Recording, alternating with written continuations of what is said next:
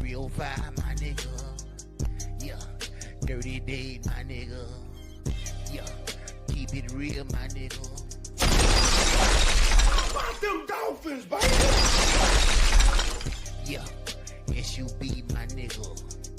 Yeah, 305, my nigga. Yeah, we keep it real, my nigga. Yeah, I'm out this bitch, my nigga. Okay.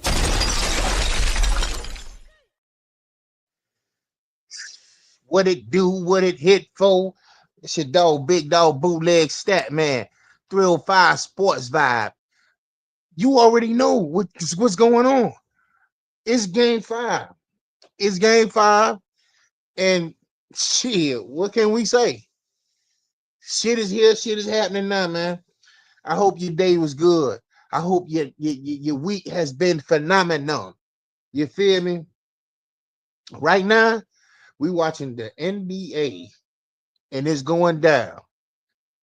Now, last night, you already know what happened last night. Your dog got bootlegged the fuck out of town, Campman, and the rest of the game. Shout out to the Timberwolves. They gave it an old team try, the good old, whatever they call it. But it didn't happen for them. It didn't happen for them. But right now, what we doing is, are we expecting a game 6? Are we expecting that? Are we expecting New York to put the pedal to the metal and get a game, send it back? Is that what we're expecting? Send it back to Indiana? Is that what we're thinking? I can't say this. First quarter, they looking real good. It's looking like they hungry. It's 25 to 18, but shit, I expect this shit to explode. You dig what I'm saying? You already know I put a ticket in. You know that. Just a little lightweight, not too crazy. Last night I was kind of off the mark, so tonight I wanted to keep it light because I kind of wasn't focused. I go to school, so I wasn't all the way engaged. I had to get that homework organized so I could do what I need to do. You dig? Shout out to Full Sail University. So yeah, man, we locked in right now. Let's look at what's cracking thus far. First quarter about to be over.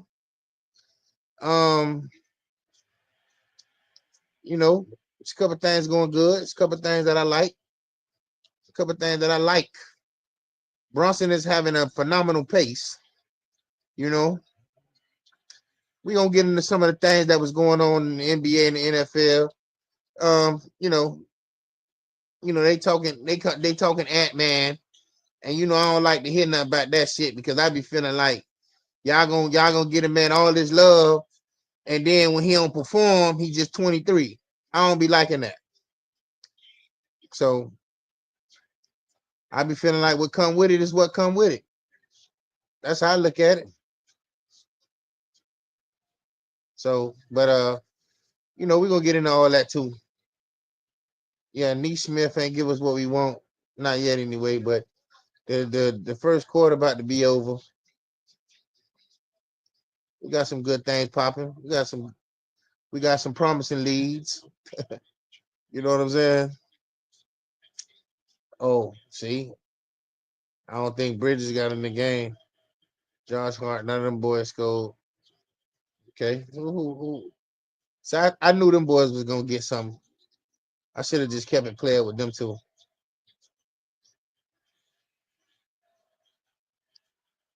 Yeah, that TJ McConnell, yeah, he be going off. So the first quarter over, 27-23. It don't even look like they had that lead. And that's over with. But shit, man, let's talk. Like I say, man, hope all is well with you. Hope everybody doing what they need to do to prosper in life. You know what I'm saying? Hopefully you handling your shit. You know what I'm saying? Taking care of your family, whatever you got to do. Um, listen, man. I know y'all don't. I don't really like to get into celebrity bullshit, but man, the the Diddy case is going crazy. Outside the courtroom, it's a lot of shit going on. You know, motherfuckers paying bitches $20 to wear free Diddy shirts. You know what I'm saying? It's just a lot going on. And I personally, don't be having no real opinion on that shit. But I do have an opinion, but it's not gonna be like nothing factual because of course it's an opinion. But I just be like, man, the way they got cuz business out in the street is wild. That's what I know. They got cuz business out in the street. It's wild. So with that being said, what the fuck? Got a nigga rubbing shit on his nipple and all type of shit, and that shit there is like crazy. But yeah, man, we gonna get into our little sports shindiggy digs. I ain't really got too much going on. So I did see uh Coach Mike McDaniel. Let me see if I can put that up there for you. Yeah, Coach Mike McDaniel say Tyreek Hill is being proactive and being, yeah, you know why? He want that 2,000 yard. Ain't that what y'all say he trying to get again? Come on, man. That man gonna get 2,000 yard and try to put more money on his contract, and he gonna be like, yeah, I just got 2,000 yards. That ain't never been done. You know what I'm saying? So, but yeah, I'm glad to know that he's doing what he need to do for the team. Makes sense because, yeah, I mean, we need him. We would like to keep him, but the saga with Jalen Ramsey, I don't know what's gonna happen with that. You know what I'm saying? I personally uh I personally I always thought he was kind of overrated. I never thought he was like that dude. But when he was in Jacksonville, they was raving about him. Of course, that was Jacksonville, so I didn't see him play that much. Then when he got to the Rams, I thought he was good, but I just didn't see the hype. I didn't see how he wasn't as locked down as what I'm saying, like that. He made a lot of he gambled a lot, and I seen the nigga get beat a lot. So I'm like, man, this Jalen Ramsey dude, they be gassing it up like he top tier. I'm not saying the man not good, but I'm just saying for now he want to be traded for what? I don't know. I mean, he want to get another ring, which I get it. I guess a lot of people thought the Dolphins was trending up, and then Tua gets hurt, and then you having a terrible season. And when they got him, he was kind of hurt. He didn't come and play like he came like week 8 or 9. He kind of got a pick or two. And once Tua got hurt, the following year, man, it was like terrible for us. So um yeah, that's with that though. But shout out to Mike McDaniels and Tyreek Hill, man. So I hope the Dolphins have a great season. I don't have any expectations for them, but usually when I don't, they have a great season. Usually when you hyped up about your team and you like, yeah, man, we finna do some shit. We got this, we got that. I'm projecting this person to take a step forward. You look around, somebody get hurt, season in the garbage. You look around, it's just not good. Uh, we started off the year with Tyreek bitch ass going to jail, getting detained and all this wild shit, and it just seemed like it was not a good look. And so I know he know. You know what I'm saying? You don't run Miami, man. You need to roll your window down and comply, nigga. You know what I'm saying? Them motherfucker don't know. You know, everybody don't watch sports. Everybody don't know who the fuck you is. You know what I'm saying? You're not nobody. Niggas is in Miami. Niggas got money. You gonna see McLarens and Maybachs and Audis and Benz and Beamers and all type of shit. Donks and 6.4s and 57s and 75, 73s. And you gonna see all type of wild shit. Cause it's Miami. You know? So you can't expect the nigga supposed to just know you. Nigga, roll down that window, nigga. So with that being said, you know, shout out to Tyreek Hill and the coach who believe he's being proactive. You know, I'll get back to this NBA shit, man. Game 5. Uh, you know, we was talking. Let me go back. Let me go back here. Let me just, cause I had something I wanted to drop on y'all, man. So, Cincinnati Bengals. I think I like Joe Burrow. You know, the debate was talking like Joe Burrow ain't this, he ain't that, he ain't top 4, he ain't top 5. He ain't made the playoff in a few years. But then in the same breath, people will say that the Bengals organization is ran kind of choppy. They have not signed their defensive end. I think Hendrickson or whatever. They haven't signed a rookie. And you talking about Joe Burrow not making it to the playoffs is crazy. They talk about Josh Allen. They talk about Dak. They talk about Lamar. And to me, at the end of the day, even though Joe Burrow haven't made it to the playoffs in the last 2 seasons, Dak, Josh, who else? Lamar, they haven't made it to the Super Bowl at all. And he did with a raggedy team. So he elevates his team. Team is not the best. That year, I remember that year because they O-line was raggedy. And I remember that year because he knocked Pat ass off. I bet it on that shit. I told the nigga straight up, boy, he gonna knock Pat off. That dude Joe Burrow, got to give him a team. And I always say this when I'm talking to ZayDaGoGetta in them, I say, bro, if Pat Mahomes was not with Andy Reid, do you really think he'll be that raw? Yeah, I'm like, I don't believe it. Bro, that man ain't, he's not like Josh Allen. He ain't like, I mean, he gifted and he athletic, but nah, man. Josh Allen came in, he had Dabo. I believe he had Coach Dabo with him. So it does matter. The coach, the quarterback excel with the coach. They talking about the Bears. Is Caleb Williams going to excel? He got an offensive minded coach. He just might excel. He just might have opportunity to take a few steps forward. You know, they were talking about Jaden Daniels from Washington. I think he gonna excel. He got a couple of bells and whistles around him. A little bit of more, a few more weapons. I like Scary Terry, but I feel like he'd be kind of like, I feel like they need a bigger receiver. You know, I think they got Debo, which I don't. Debo Samuel is good for what he was at San Fran. I don't feel like Debo Samuel still has the thing. He don't got it no more. I don't believe that. I just don't believe it. I watched the man play. He dropped so many passes. It didn't make sense. He had the worst, to me, statistical year since I've been watching the nigga play. Changed his number from 19 to 1. Yeah, I don't know. So what are you gonna do for Washington?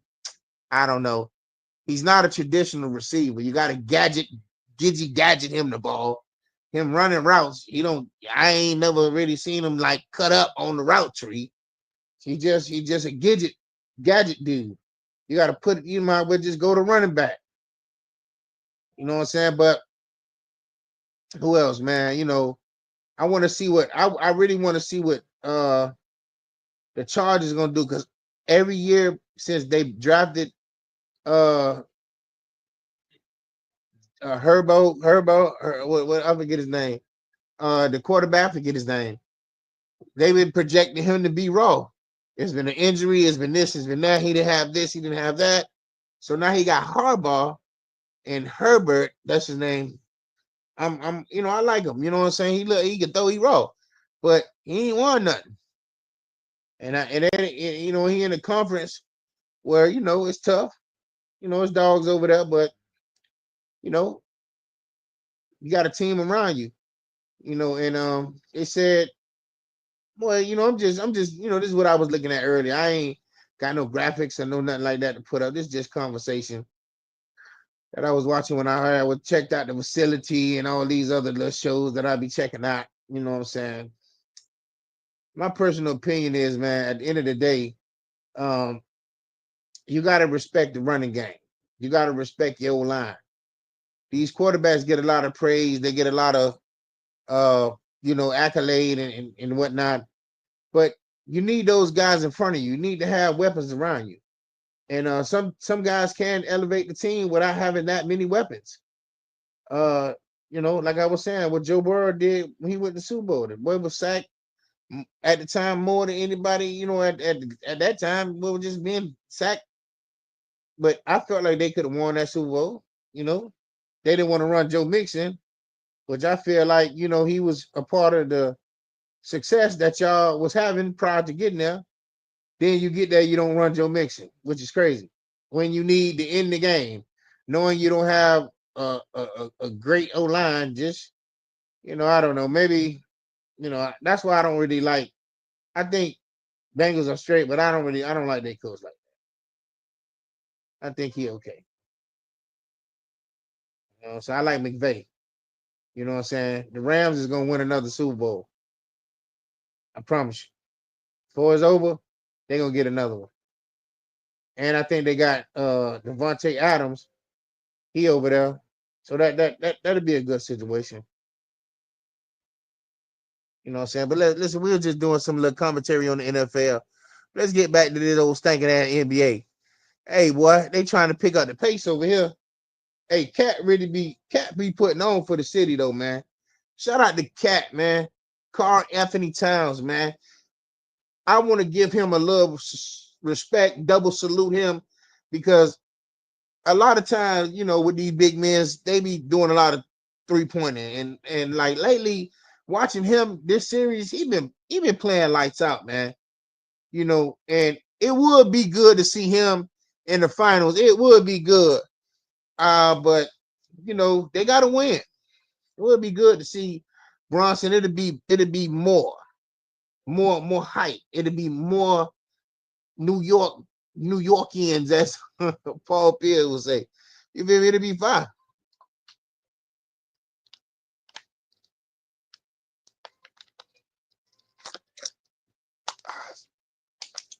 Excuse me, dog. I just had to take a sip of that. Gotta stay hydrated, my boy. Shit, though, man. What else kind of I was interested in when I heard earlier today in some sports shit, but I don't even know if I got the graphic, man. I want to address this shit, but I don't think I got the graphic. Let me see. Hold up. I seen some shit today, dog, that was too fucking funny.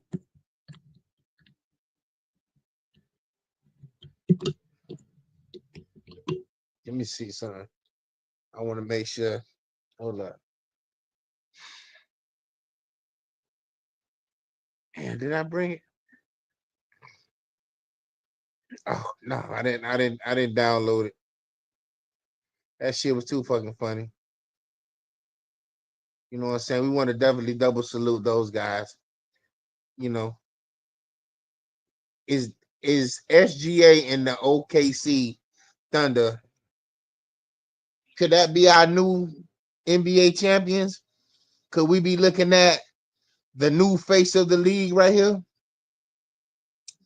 Is this team destined to do what Kevin Durant and Russell Wilson or Russell Westbrook couldn't do with James Harden?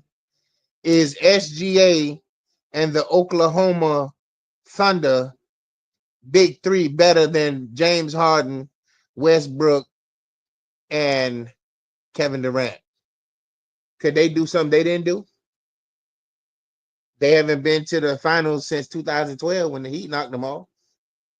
Can they do something that unit didn't do?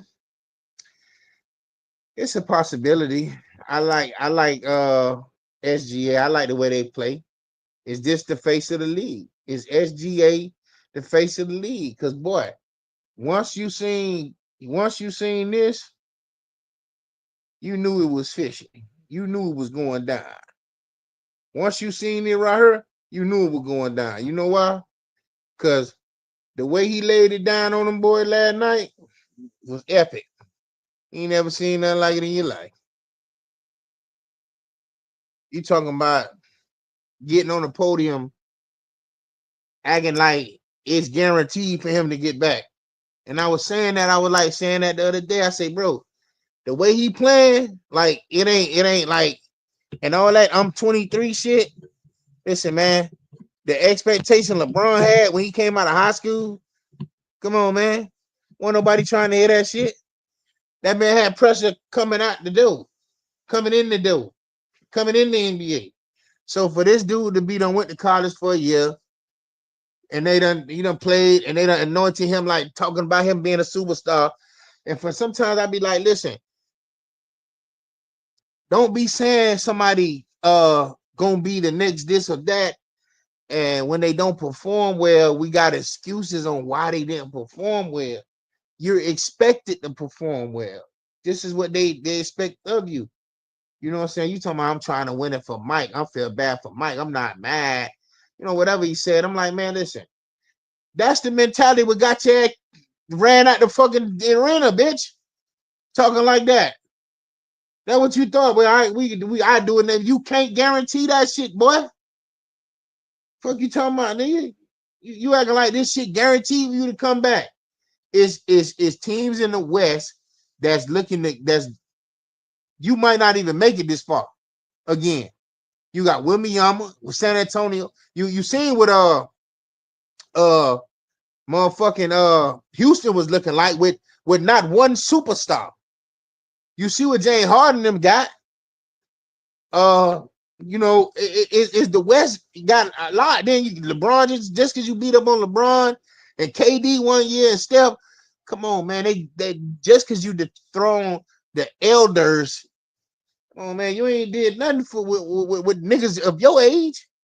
Then you already know who LeBron, Steph. That's what who you beat. Come on, man. Let's be honest, man. Come on, man.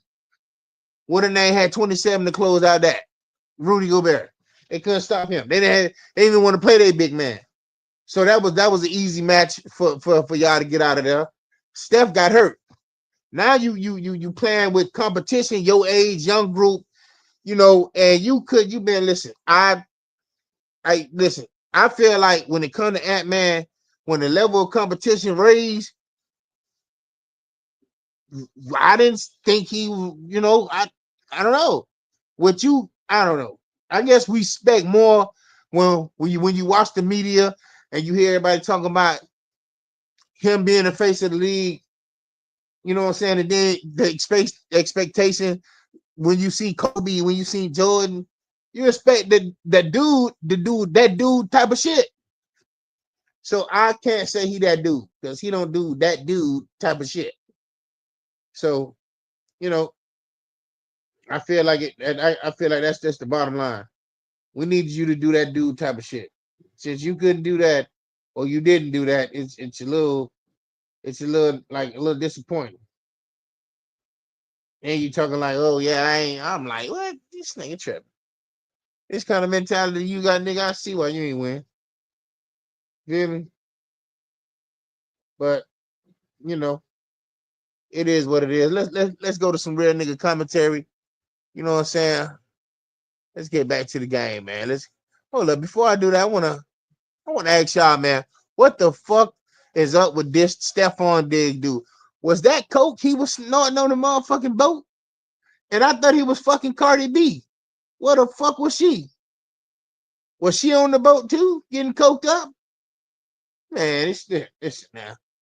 Once these athletes get all this money and they done played a couple of years, 10 years, and you just getting 1 year, all these millions, 2 years, all these millions. Now you fucking a rap bitch. Boy, your true colors coming out, huh? Because hell no. And he play for what? New England now, I think? And they gonna run it, man. Listen, they gonna drug test the hell out of that boy. That boy got that pink cocaine too. That's crazy. You know what I'm saying? Like, this is the kind of shit that niggas need to be mindful of, because when you are on these boats and you hanging out casually, everybody is pulling out their phones. And it could be somebody that's in the background, like not even a part of the actual, because you know what's going on. They just break out their phone and be filming. You can't even be sure when somebody looking at their phone. You could, that's what I'm saying. Like, the new world is crazy. Everything get caught on film and camera. It's crazy to me. Listen, if I'm in a situation, motherfucker, put the fucking phone down and call 911, dummy. The fuck? Motherfuckers be fucked up, niggas filming you. So, but at the end of the day, man, yeah, man, you can't, you gotta be more mindful, man, Stephon. That's crazy though, dog. Shit. Right now, New York looking like they want to, shit. I don't know. Maybe Indiana wanna. Indiana don't need to play with these people. They don't need to think that you could just go back to your crib and turn it up a notch. I mean, it's possible. It is, but I don't know. I don't know, because Indiana, the Knicks play hard, man. They definitely want to get this opportunity for them to get to the finals. And the only thing people talking about, boy, that fan base, boy, gonna be epic. Boy, New York market is big. You right. You right. It would be. I mean, it'd be raw to get for them to get there, but I don't see. It'd be a good game though, because the way Cat playing, like, shit, I don't know. I like the way SGA and them playing too, but I like the way Cat playing. So Eastern Finals, Indiana leads the series 3-1. Score is 50-36. New York with the lead. So they done took the points down to 216. And yesterday that bit was 223. I caught the heavy end of that. Yeah. I ain't really put a lot on none of these tickets today. I kept it modest, man. I wasn't trying to. Halliburton got 2 points. Unheard of. So you get one game where you talking about Halliburton, that dude, and right now Brunson and Carl Anthony, they doing what they need to do. Let's bring it on home, cuz. Bring it on home. Yeah.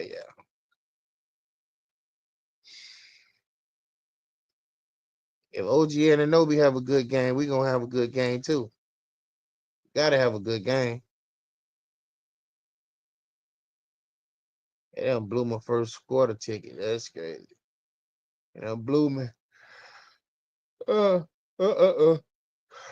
Hey, I got it. Hey, I be betting on defense now, boy. Right now, I don't find it, and it's not like a loophole or nothing. I just never did it, and I'm like, no, I be over here, blocking this and that. Like, the series could go back when them niggas, when dudes are not scoring, and every NBA game got a point where it's a lot of maybe just like missed shots, turnovers, and just like 2 or 3, 4 minutes sometimes where they going, boy, that's when them steals and them blocks and all that be kicking up. I got OG for the steals, 1.5, and Miles Turner for the blocks, 2.5. He already got 2. And I got Halliburton for the steals, 1.5, and he already got 1. I like the smell of that. Yeah, that smell prosperous. You dig? So yeah. Yeah, man, they ain't do right. But Nate Smith, I thought he was gonna. But sometimes, man, listen, it be game. But I totally forgot that New York was at home. That's my bad. I wasn't thinking. I should have been more mindful of that because that would have kind of like, I would have betted a little differently. But shit, it's all good though. I know Halliburton.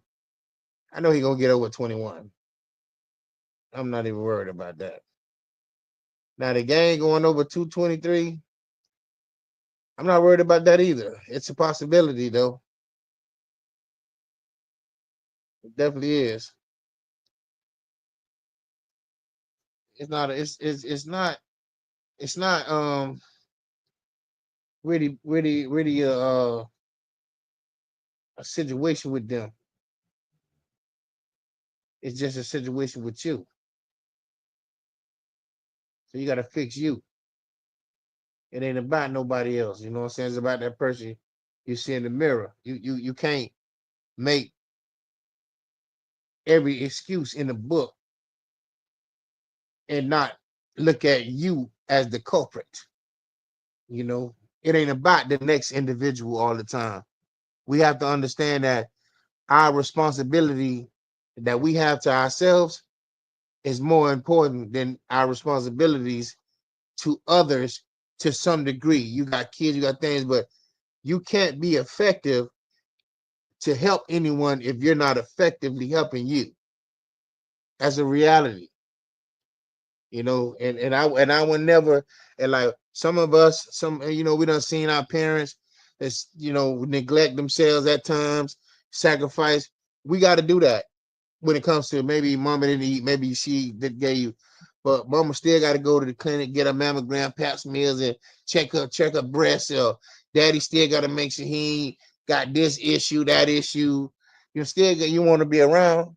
Nowadays parents is watching their kids graduate, and some of our friends and some of the people we know, they mom like 90s kids and whatnot. Some of our moms was not as present because some of our friends and uh people we know mothers were drug addicts. You know what I'm saying? And it does make a difference when you're thinking about, damn, man, you a parent, your kid just graduated, you a parent, you're doing all this prom watch, you a parent, and it's like things that you wouldn't even, you wouldn't even, the way kids live now, kids, we didn't live like that.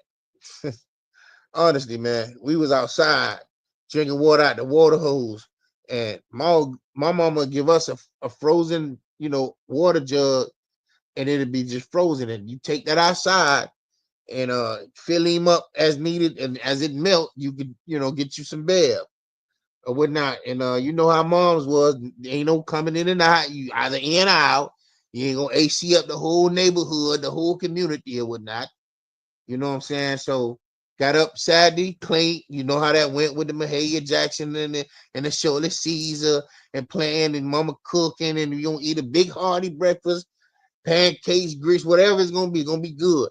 And once you get done cleaning and whatever chores, washing clothes, whatever you got to do, you out the door. And what that means is that might be depending on how your household ran, how long mama let you sleep, whatever. However, once that's done and you get out that door, could be like 2:30. All your partners on my side by vibing.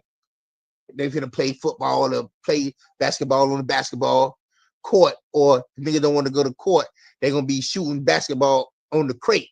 I don't know if y'all did that in y'all hood, but in our neighborhood, niggas used to put the basketball, like play basketball with the crate, cut out the crate, and hammer that up on the light pole and be out there going ham, you know.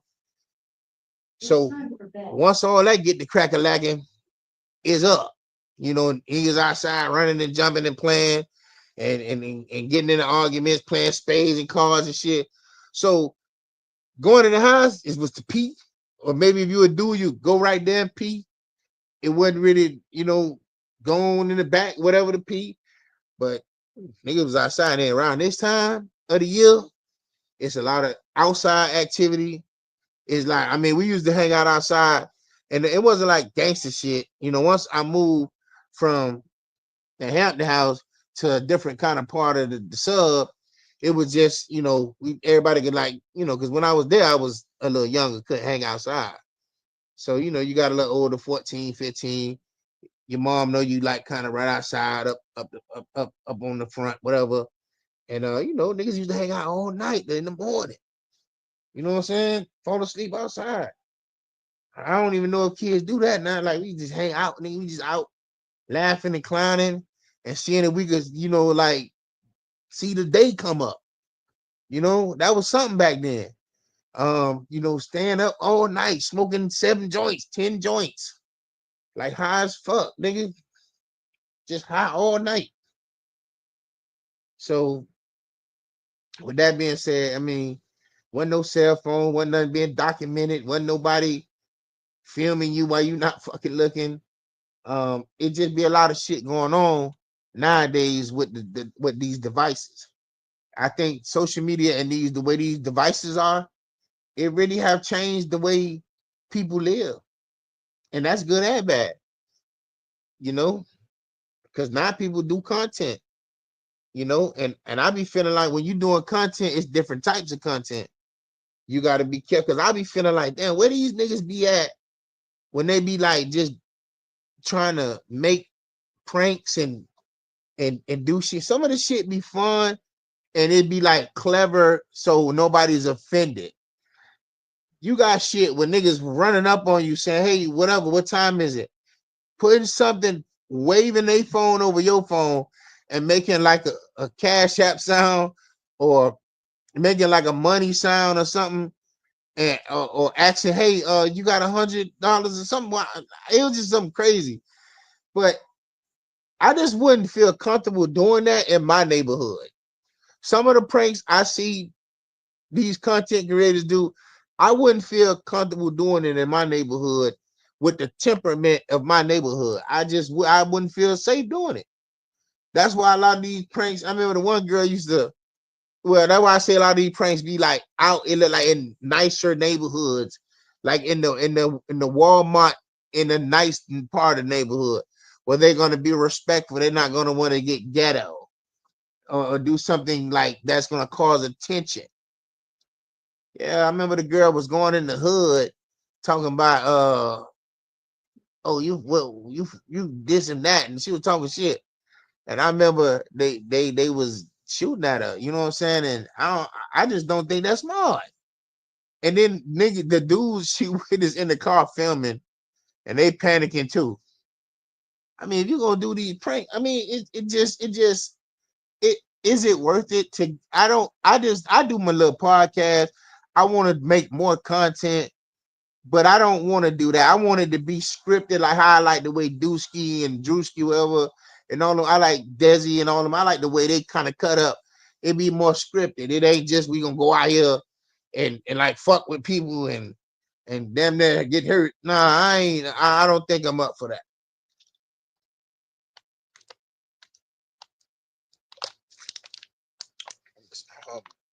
Oh, excuse me. Hey, I think I'm clever enough to come up with something. Excuse me, but but yeah. So, but yeah, I'm just kicking shit with y'all, man. I ain't lying, man. It's halftime. I think New York winning. They got let me see. Yeah, I think they winning. Yep, 56 New York, 45 Indiana.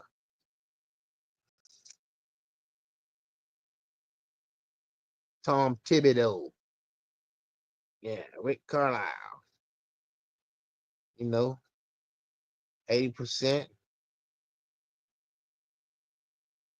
40%.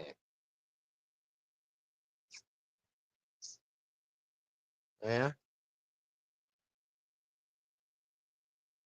Offense, defense. I gotta get my little dog on here, man, to talk some sports with me, dog. I mean, man, listen, man.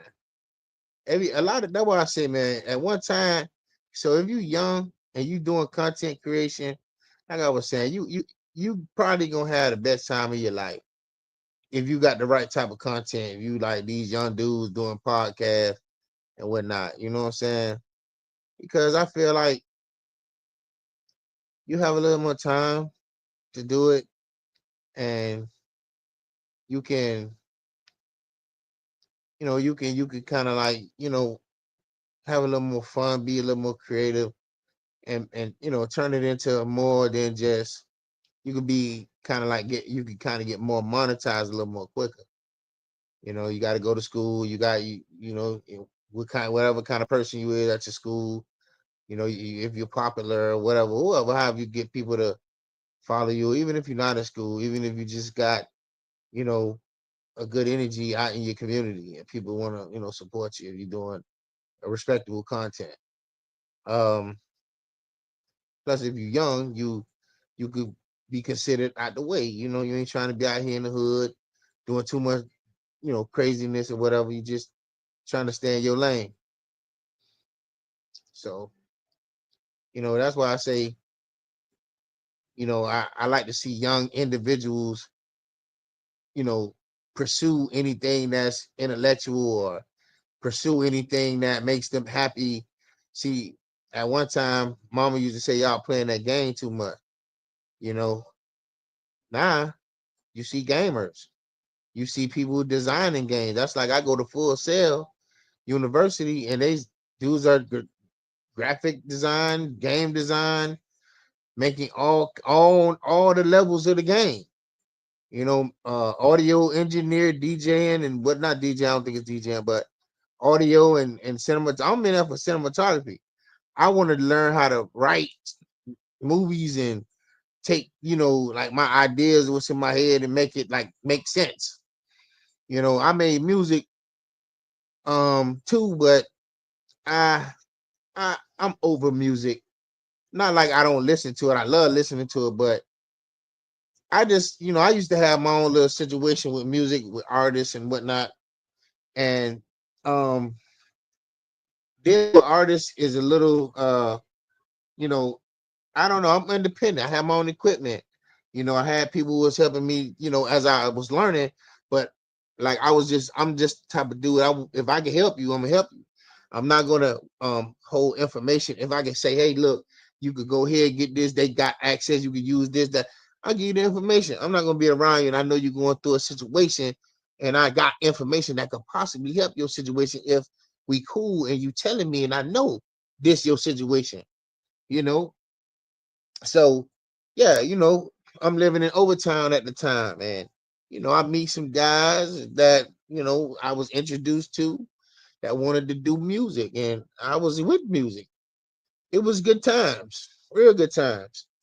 Um, and I don't want to get too deep into that, but we will, because like I said, I'm gonna start bringing a little more to the forefront or whatnot. But yeah, it was good times, man. But I don't really deal with music like that because it's not because of them. It's just when all my levels with music, it's gonna have fun. You're gonna have fun. You're gonna have that. But like just the energy of individuals, like it could alter how you deal with situations. People just can be, and you have to respect it over time. And then at the time when you're young, you'll want to like get to it, get violent, or feel like you're being disrespected. But at this juncture in life, I don't look at niggas like that no more. I got niggas that I thought I was cool with. I am cool with them. I don't have a problem with them. And they think I'm gonna give a fuck about if you run off with my money. Yeah, I care. But is it enough money for me to really like unalive you? The disrespect might be more so, but I'm not pussy. But it's just a lot of things that can happen once you turn on a part of you that going to lead to somebody else getting hurt. No matter what it is, you ain't gonna get your money back. You will just be proving a point. And I done been to jail, and I'm not excited about going back. I'd tell niggas all the time, I'm not a snitch. I'm not none of that shit. But I'm not finna let nothing you got going on fuck me over. If I'm your friend and we ride, I'm taking you somewhere, and you got weed or a gun on you, whatever the situation of it, we get pulled over. And they gotta find whatever they find in my car, but it's not mine. Own up to what's yours, man. Don't make me have to tell them people and set the record straight that that's not mine. I don't want to have to do that. And a lot of times people are try to escape accountability by saying you snitching, you this, you that. Nigga, please, man. Come on, man. I mean, but that's in situations where I'm at now. I understand, you got to be able to, if you're in a world of crime or whatever that is, you want to respect the code. But far as where I'm at now, I'm not trying to hang around anything that's gonna have me have to set the record straight or allow people to understand I'm not trying to go to nobody's jail cell. You know what I'm saying? And that's just real. I don't think nobody is, but you know, man, it's authenticated, man. It's definitely authenticated. You feel me? Sometimes when we doing the content, well, at least me, I be want to be in the right mindset, the right place to get comfortable and make sure my what I want to say or what things I want to bullet points and all those different whatever like key notes and all this that I want to approach, that I can do it with authenticity. Um and when I get into a good space, I can just flow, and it is more authentic. And so for anybody who I reach out to and want to do content with, is authentic. I'm not the type of person who want to, like I said earlier, withhold information. And I understand, what I'm saying, how people view things, because that's just the way the nature of the business is, I guess. But if I reach out to you, like it was a young lady, I think she's a cool person, and I wanted to, do some content with her, whatever. I use sometimes talking into the little microphone thing and it's the little speech thing on your phone. And I probably didn't, I was talking fast. I didn't check it. And I said something about podcasts and whatever, but I tried to let her know, like, nah, that was just a typo. But she like hadn't responded already. And when I seen, I'm like, wait. And I seen what she was talking about. I'm like, oh, that was a typo. But I be seeing people, they be like, oh, I want to do it. I can't. I want to do shows. I want to do this. I'm like, all right. I see somebody say they want to do this and I reach out. But I be believing that people really want what other people have. And they think that the process to getting there is just doing what they're doing, but they don't know how long they did it. They don't know what the struggle of them doing it was. But all you see is the result. Because me and the Go Getter do the show every week. It's processed all through the week. I'm like doing research or gathering content just for us to talk about, or coming up with something, because it ain't that deep. We just be talking shit. You know what I'm saying? But you still want to approach it like you're a pro. Approach it with professionalism. And I feel like that's what people think that don't go into it. You watch Charleston White, he say he a character. He said that's like a thing he do. You know what I'm saying? So he's approaching it with a certain way, with a certain mindset. Now he just more just, on some Charleston White. I'm talking to y'all. I fuck with the shit. I respect it. I'm one day I'm gonna reach out to somebody. I'm gonna try to do some things in a different, way, because I feel like I could do it. So, with that being said, just look forward to more expansion, more content, more conversations, more. I like to talk to women though. I like to, I'm gonna be real. I like to talk to the fellas, but I like it to be, you know, women too.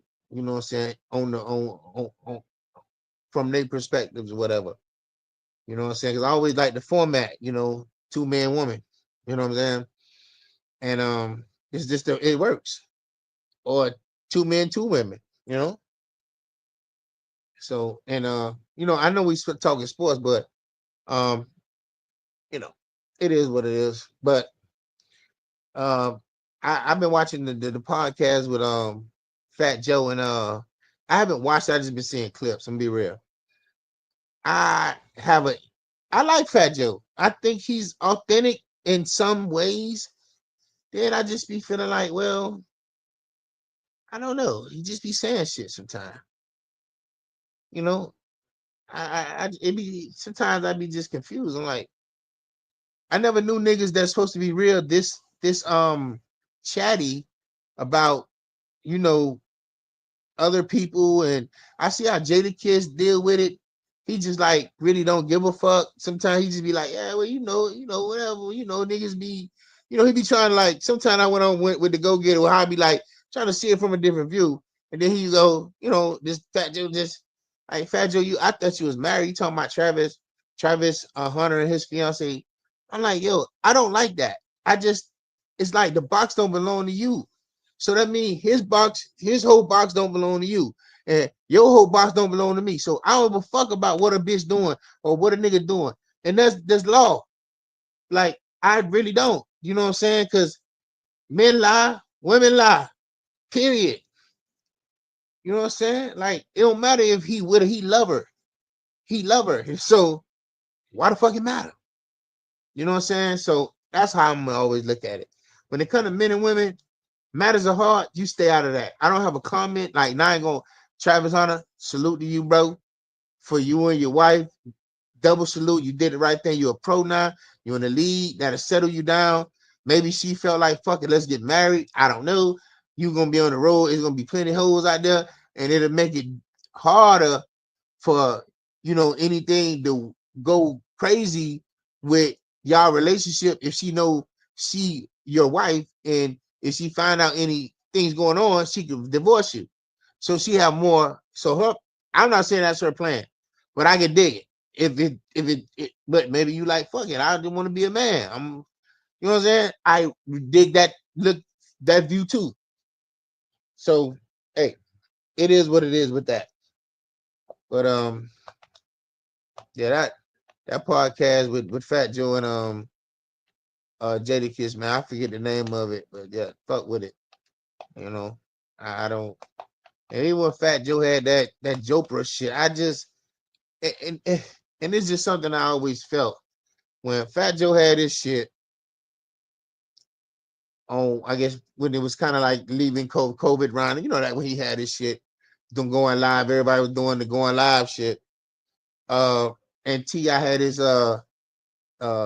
expeditiously or some shit like that. I would like be excited to like check this shit out. And then I started watching the shit and I realized the rap nigga who interviewing don't know how to interview. They just used to having attention. That's about them. So here come a rap nigga that and it's not always like that. But I've seen Fat Joe do interviews and I thought they was pretty decent interviews. But he would want the spot. I didn't like. I'm like, I'm coming to your live to listen to the person you have for us for you. I want to hear what he got to say. Not to say we don't want to hear what you got to say, but you brought him on for us to hear him. I don't know. I forget it. Maybe it was Pat Pooh. Somebody was talking to. It was somebody, and I'm the type of person. If I like the person you got on, I want to hear what they say. If you asking good questions. But Fat Joe asked the man something. He was getting into a story. Maybe it was Case. It was somebody he had. And the dude was finna tell a story about a song or something he did. And Fat Joe knew the story. And it's almost like he wanted to tell the man's story. And it's like, he kept like, oh God, it just was getting annoying. And like, when you watching something that's not scripted, like supposed to be reality shit, or just something that happened real time. I mean, you want to see the entertainment in it, but you kind of want to get to the point. The man did the whole antics and lie, yeah, and then no, let me tell it. They be like, no, I'm gonna tell. He like, no, let me. I'm like, it happened more than one time. I think he had LL on there. He had some people on there I wanted to And he kept every time they was gonna tell a story or they was giving him an answer, he would cut them off. He would interject. It was like I couldn't deal with that shit.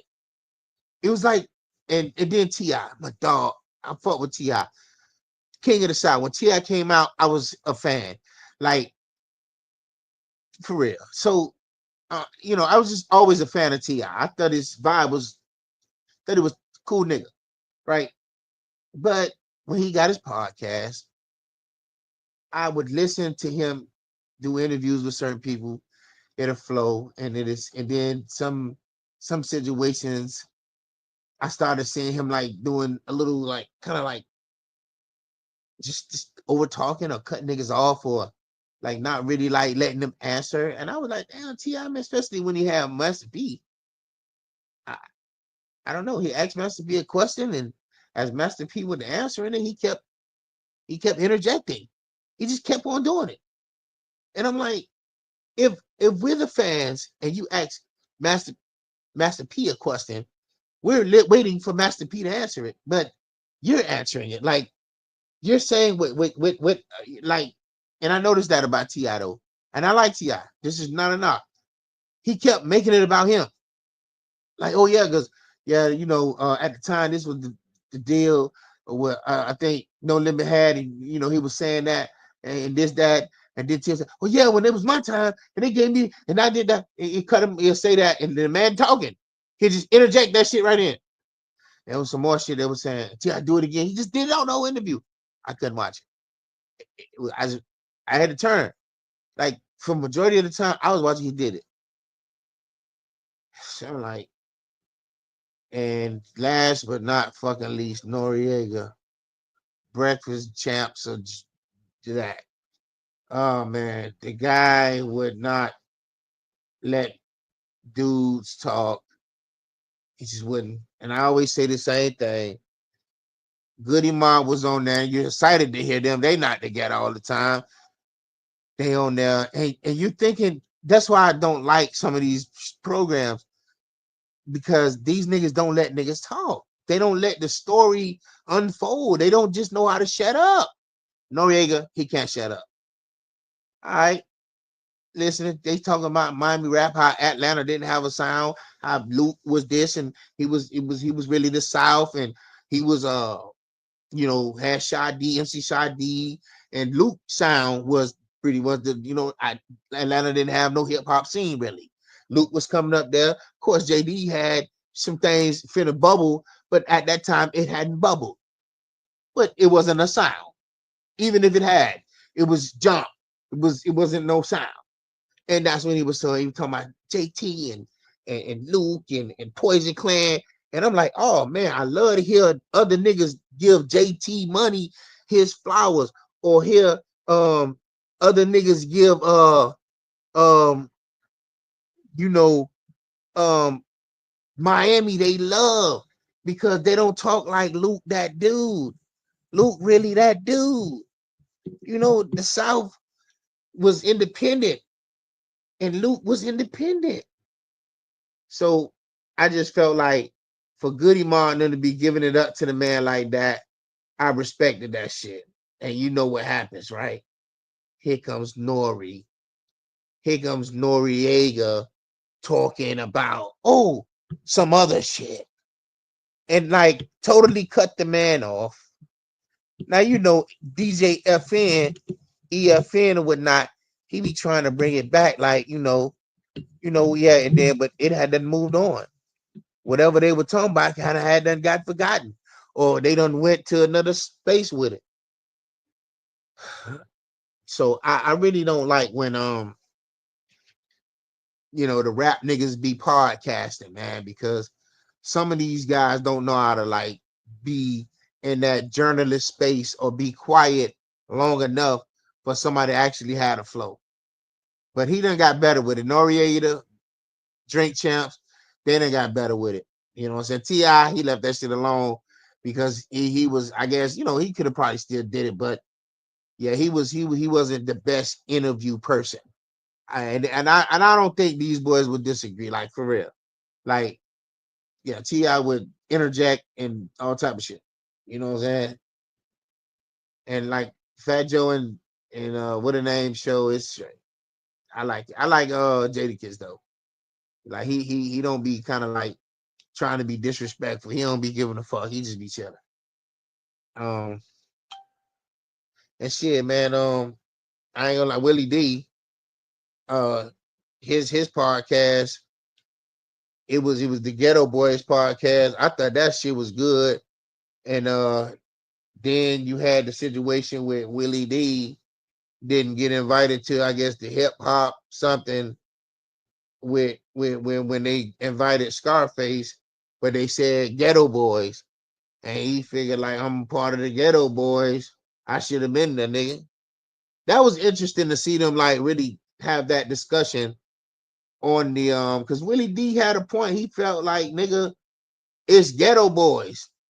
Now if they said Scarface, I expect you to, but the way Scarface, I like Scarface. I think Scarface, talented man. But on just probably Scarface figuring like, well, they call and I'm gonna do it. And probably didn't even think about no nigga. The way he sprained it, like it just happened quick, and that was that, But uh that kind of ended too. They don't. It's just Willie D's podcast, but he always was doing his shit already, and they just thought they'll bring some shit together.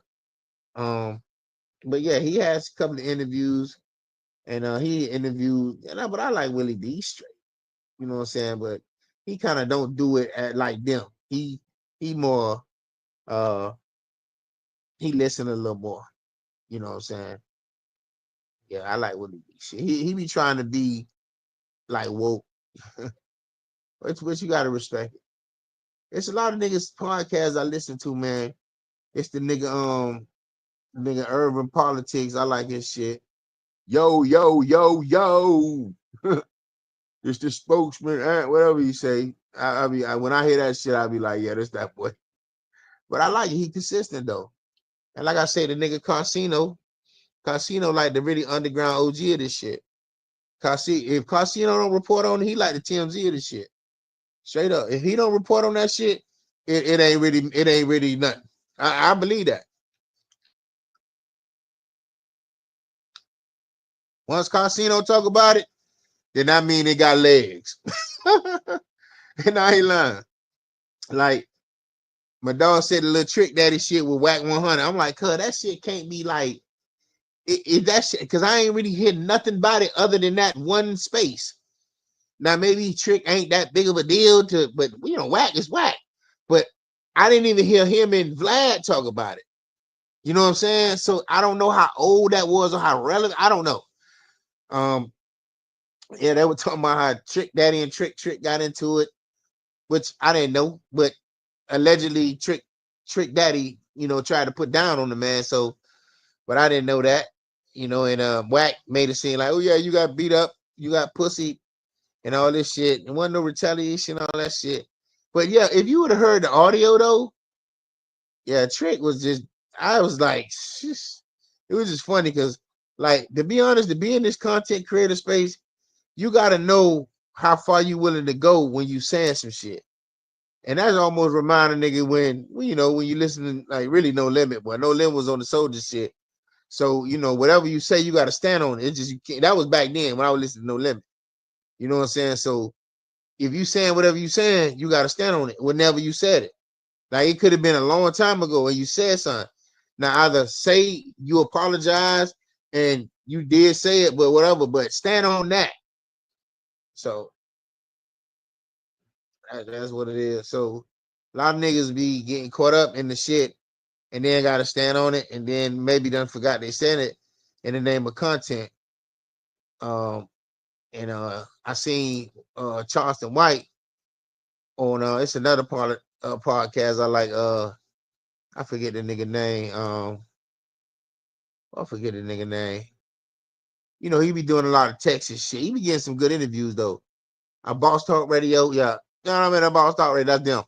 That's right. Cause that's why we got a good. That's why I don't like to get no shit until I get a good intro, because now the Chill Spot got a good intro, and there's this other nigga that like 366 Quando Run some shit.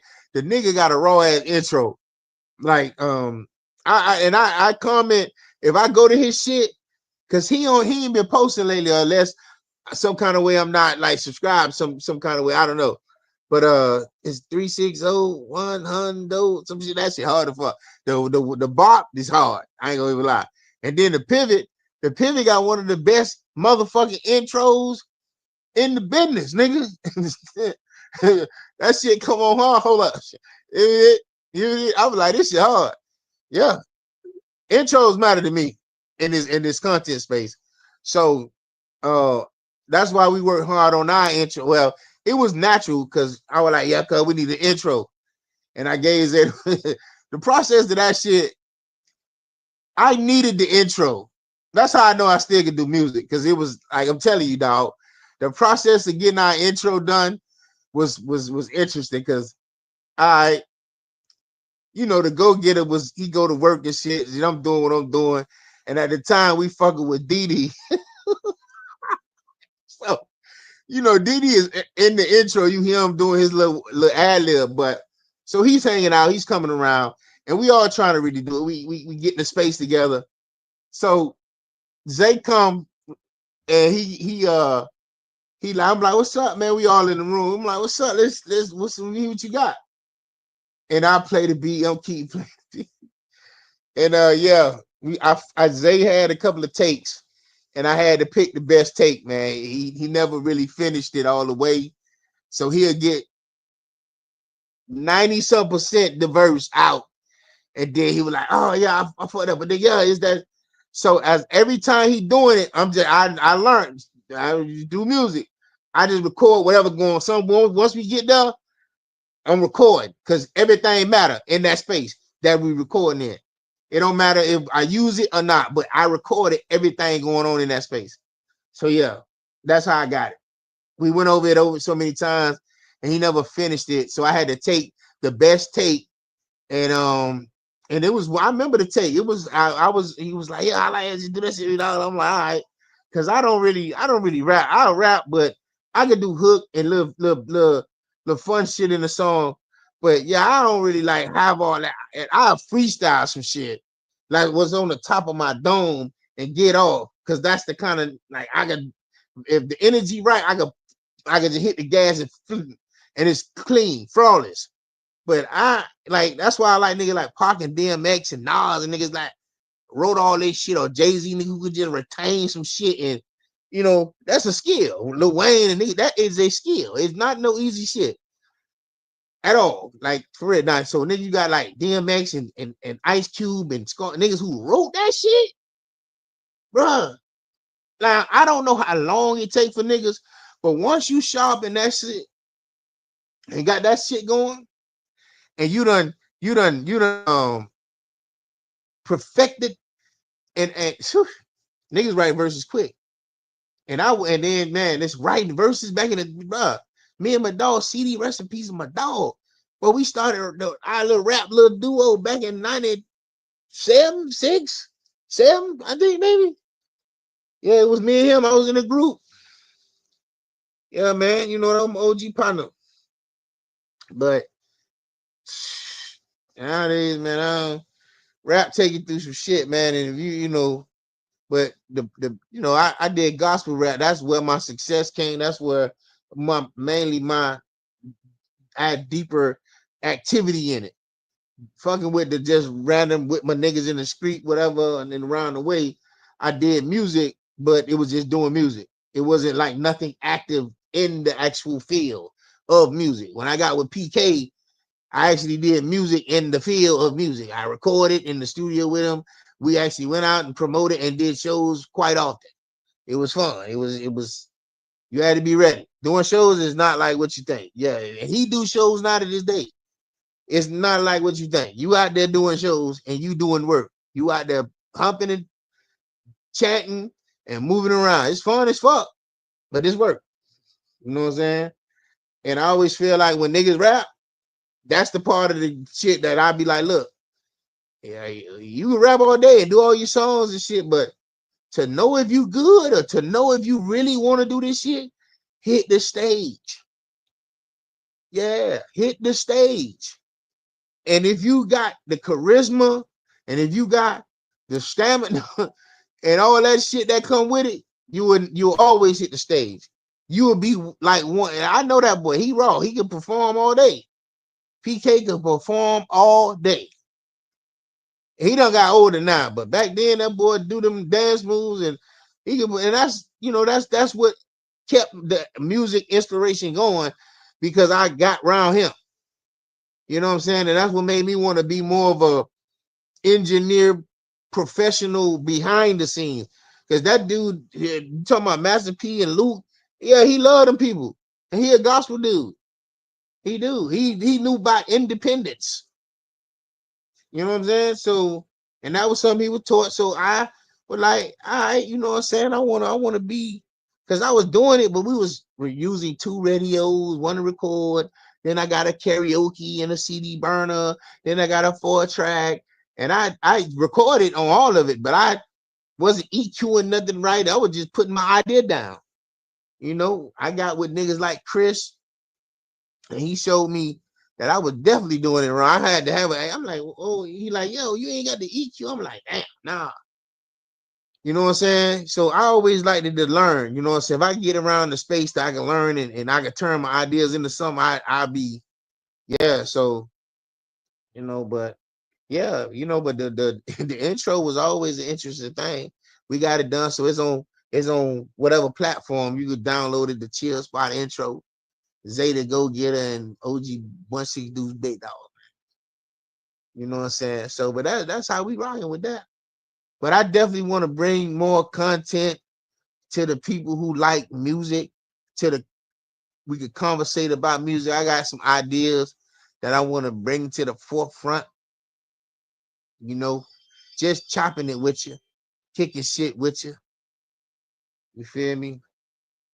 But man, like I say, man, if you're gonna perform or be in this space of entertainment, it's gonna take work. It ain't gonna be nothing that's gonna just fall in your lap. Even my little nephew got a little song out. You know what I'm saying? I wanted it to be a certain way. I didn't want him to have a feature on it. He went, and I told him don't have the feature. I did. I told him you don't need it. It's straight. And with Raw Wave, he just have like hook, song, bridge, hook. It just one verse. It's like the repeat value to this nigga songs is so raw. You be done listening to the song 3-4 times, and they not that long. Some of them be longer than when you be like, okay, this one 2:37. Okay, it was 3 minutes. You know what I'm saying? But so but he put a nigga on the song, man. And I'm like, why you? He just let me hear one day with the nigga on the song. And it backfired, because like I say, the nigga not a nigga saying, ooh, he don't like the verse and the song already out. How we done put the song out and now you claim you don't like the verse?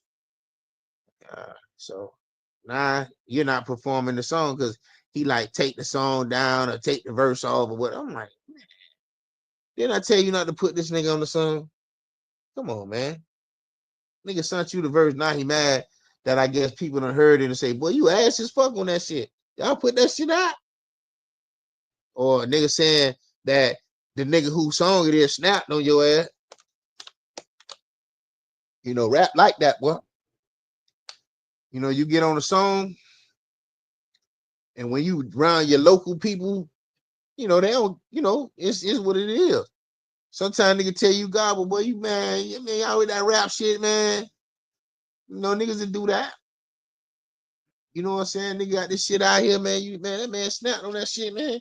What your verb was talking about, man? That man hard, man. Man, don't put that out, man. Now you feeling like why you put it out? Now you calling nigga about some other shit. Man, man, you gotta take that down. You know that ain't how the business go, cuz. So I never talked to the dude. I never, I just, but hey, Sean would have been straight, but at the end of the day, it is what it is. I ain't even gonna lie. Yeah, but we all rap, man. I didn't rap when I was in school.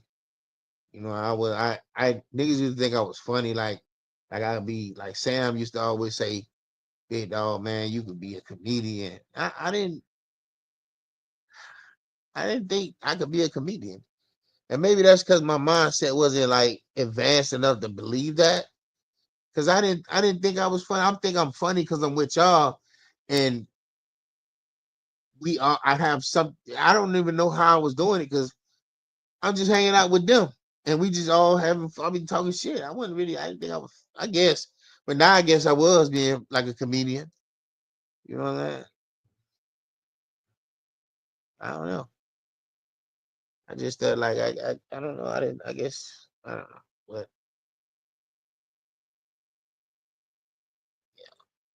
now I feel like I got to know how to capture those ideas. That's probably why I didn't, So now it's ways to take the idea and execute the idea.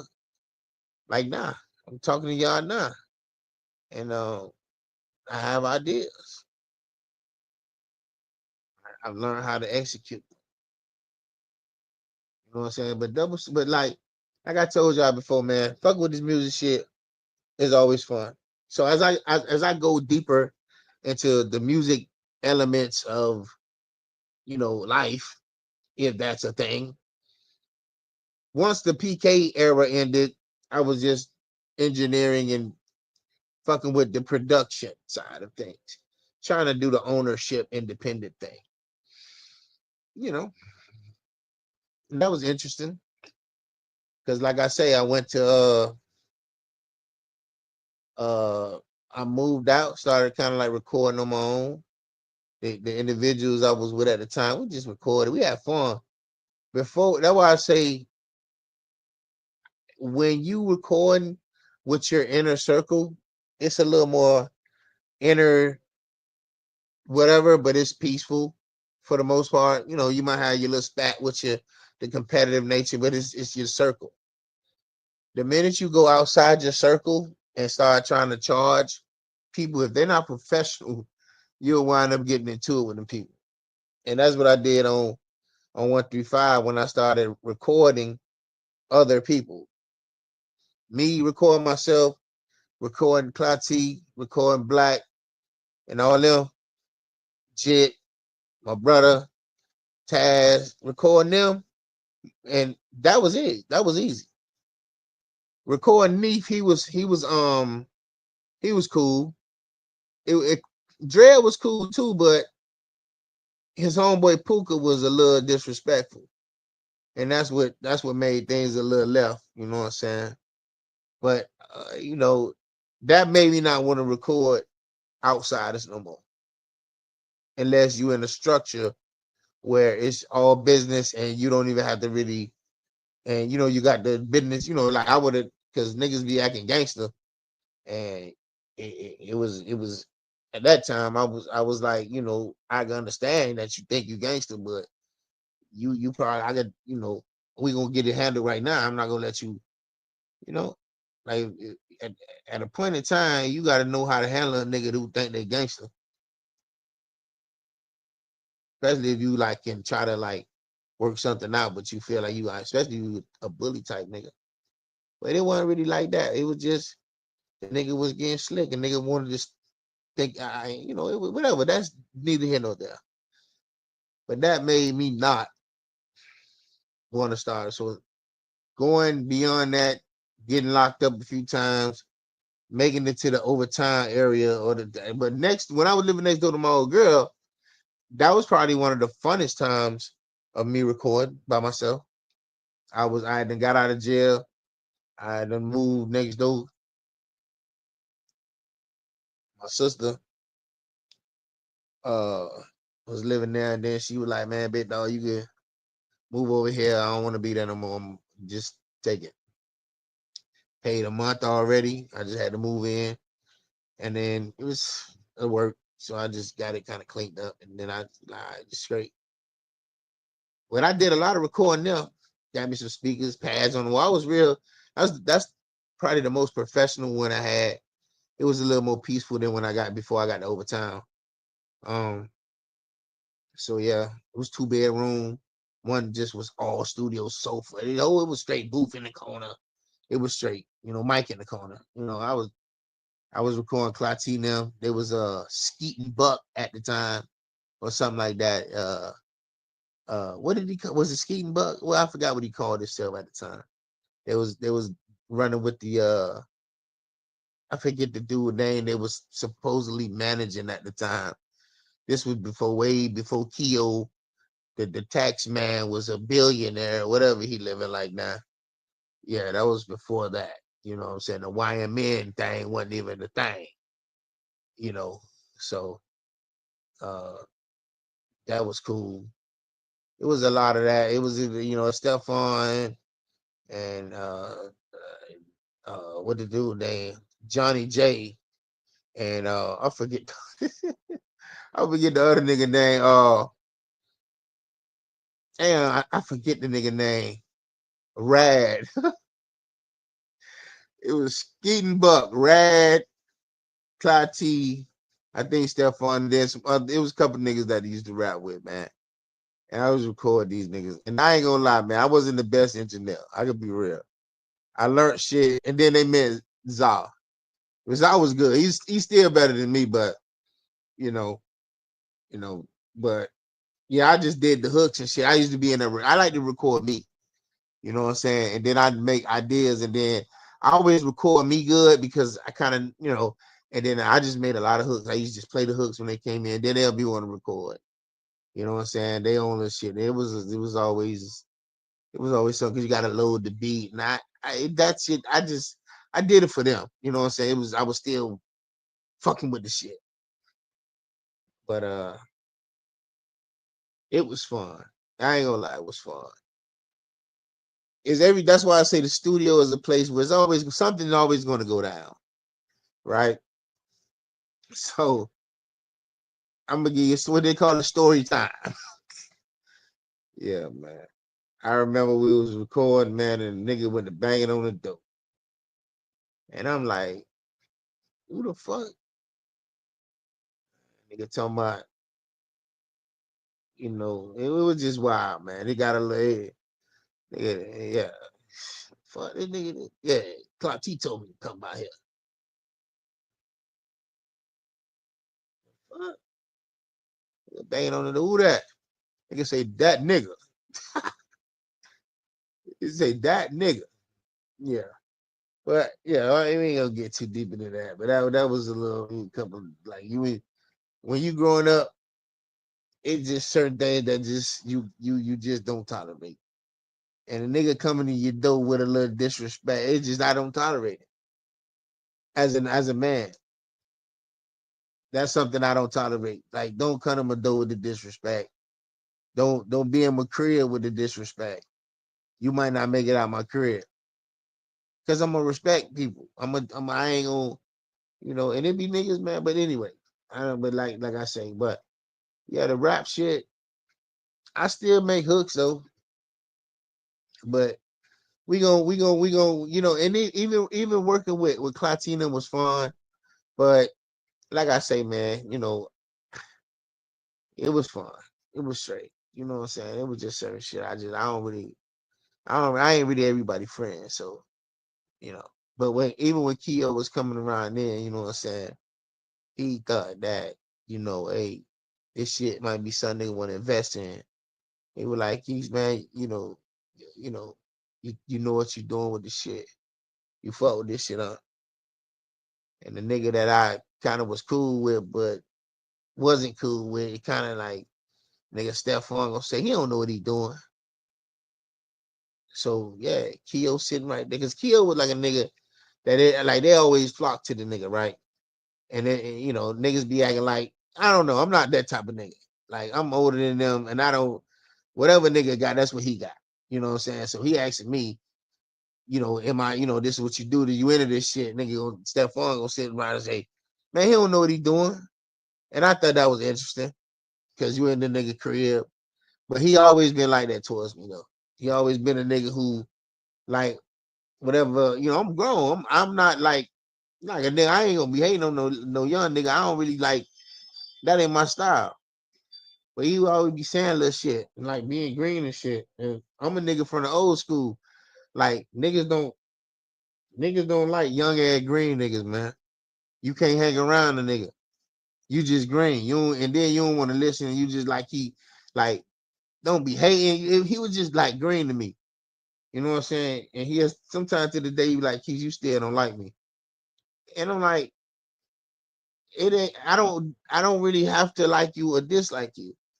The things that you've done to me was green, and I understand that.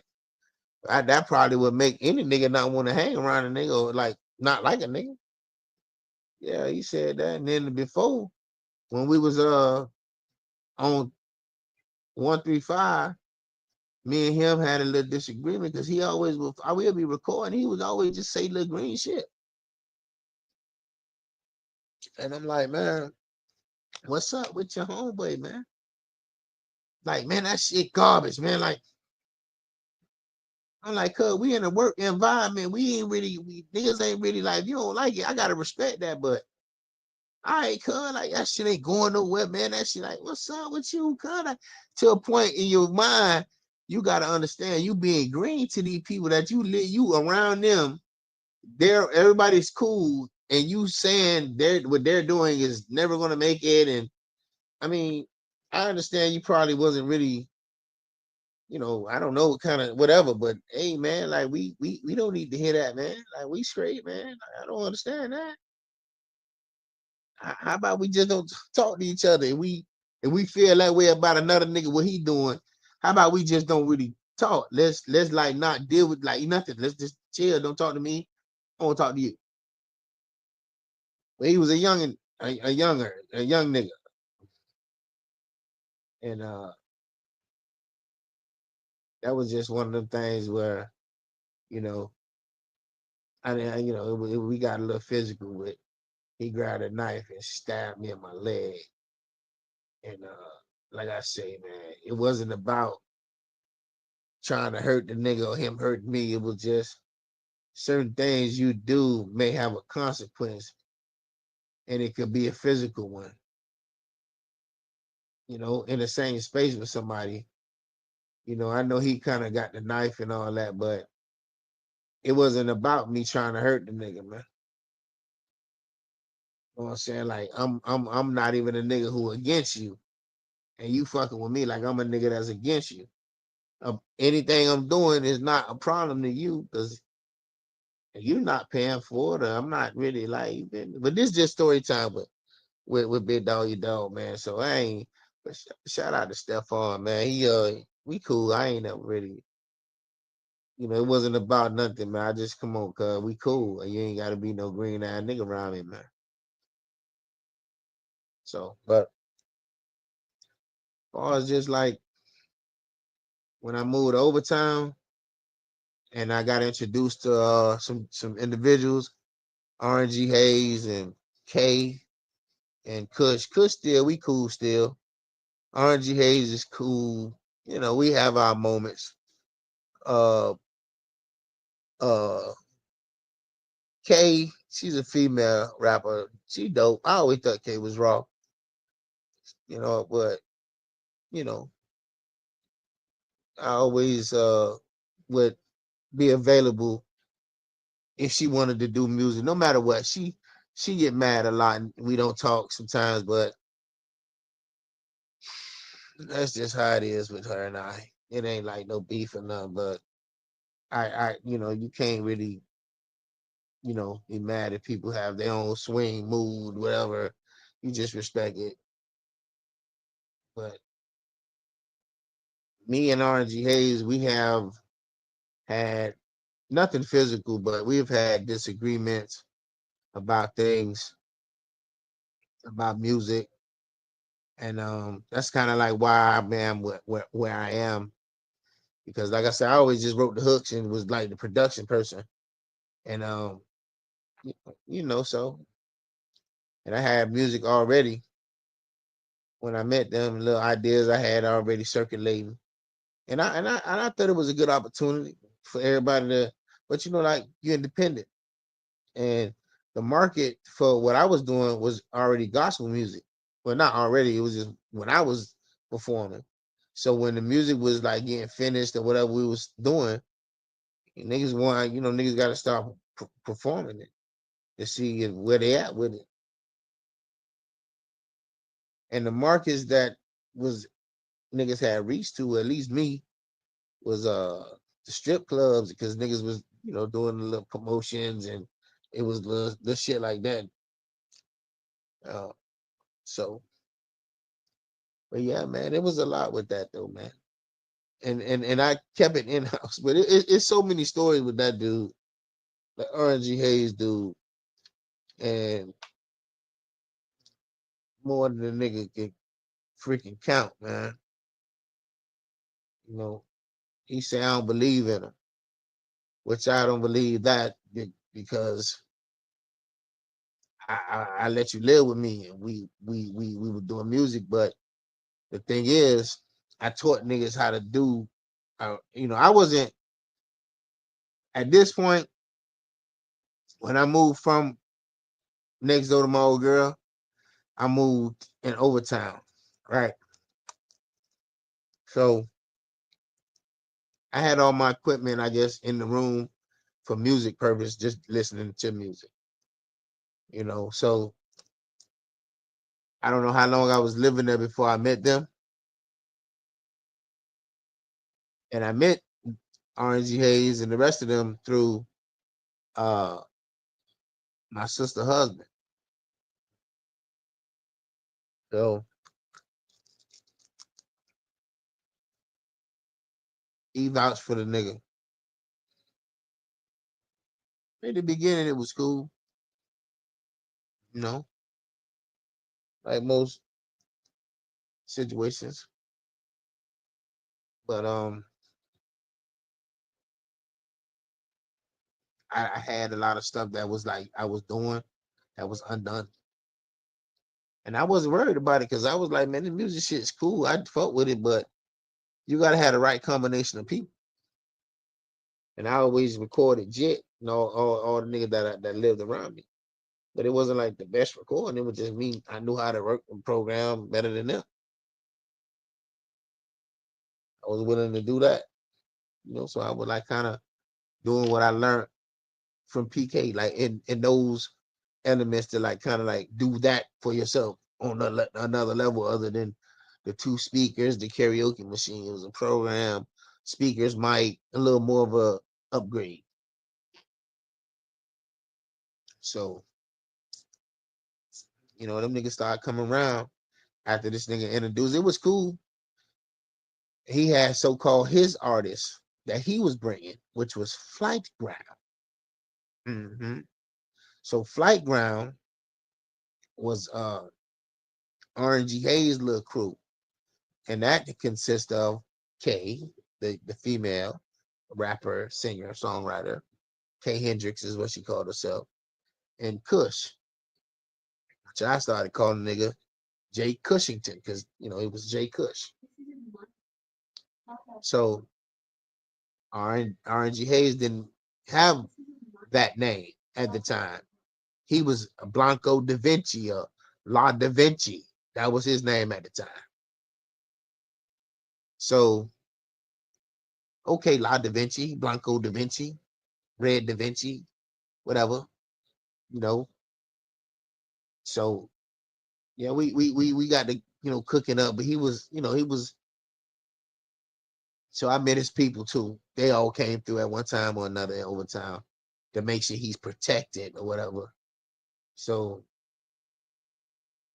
what the truth of the matter is, you know, it couldn't, because like I say, I did music. So you meet people, you do music with people, and relationships go up and down. But he thought he was real cool. He thought he was real street. He thought he was a lot of things that I didn't agree with. But he worked. He was a father. He did that. He he wasn't he wasn't like a mark ass nigga, but he had his moments where we would argue about shit because I'm like, cuz, come on, man. You gotta be. I thought you was a real nigga. You feel me? But he was humble in the beginning. And once I told him this too so many times, I said, listen, you learn how to record, which his boy Munchie and all them came by and Bob and all, everybody had their own opinion of what was going on because it was in overtime. And it was in a little gritty part of overtime. But I had to ask someone to stay. And the music shit was just what I was doing at the time. I didn't want to go back to those girl crib. So I didn't want I found, the girl I was cool with, homie, Biggie, she went on and helped me get the spot because the girl I was dealing with at the time, she was like, acting like, oh, I ain't moving overtime. Nah, that's out. I was like, okay, I gotta respect that, but I gotta move, you know. So I wound up being there overtime, and but a lot of that shit was cool. But the actual apartment where I was at was just, it was just a little like, yeah, that shit. At the wild, I was ready to go. You know what I'm saying? But at the time, it was I had asked someone to stay. Um, I met some good people over there though. The people was good though. I can say that. It was just overtime. You know, I remember first. I actually had moved with my nephews. They was with me at the time. I moved uh from next to my old girl over there in overtime. I had my nephews, and maybe after they left, shortly I do remember like a shootout or somebody got killed. Like I don't remember if they was with me though. I can't remember that. They could have been with me though. But they were blaming. Nigga said the liquor lady was upstairs with for the cigarettes and little hood, little right there shit. Um, it was nigga I think peddling dope who was available up there too for dope. I think, and I think that's the nigga that they tried to rob or whatever they killed or whatever. I don't know. The nigga ride with your boy was up there. Allegedly, he jumped down from that back. Look, that shit was like it was smelly around there. It was just over time got pigeons and walks and all type of chickens roaming the streets. Crazy. And them shits would be right out there, bro. And the smell would like just it was not it wasn't I didn't like that spot over there. It was just somewhere to live.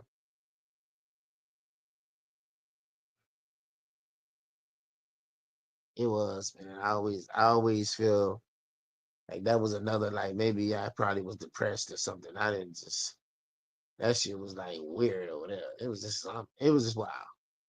And then I got into it with my brother-in-law over there. And then I got into it with not all the way got into it, but I got into it with like one of the niggas. Like it was even that like it was just weird as fuck, you know what I'm saying?